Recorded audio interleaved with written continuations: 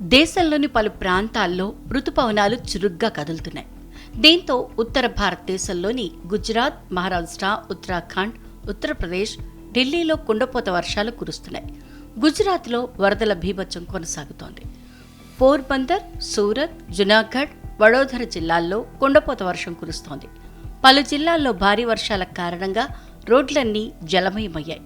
వేలాది ఎకరాల్లో పంటలు నీట మునిగాయి.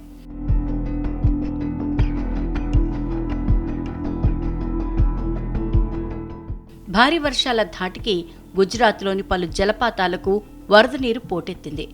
ఇదే క్రమంలో 150 అడుగుల నుంచి జాలువారుతున్న వరద నీటితో గిర్మల్ జలపాతం కనువిందు చేస్తోంది. మరోవైపు మహారాష్ట్రలో జోరు వర్షాలు కురుస్తున్నాయి.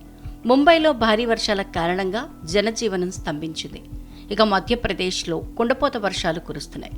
అటు ఢిల్లీలోనూ జోరు వర్షం కురుస్తోంది. ఉత్తరాఖండ్లోని హరిద్వార్లో గంగా నది ఉధృతంగా ప్రవహిస్తోంది. ఈ నేపథ్యంలో 9 రాష్ట్రాలకి భారీ వర్ష సూచన జారీ చేసింది ఐఎండీ.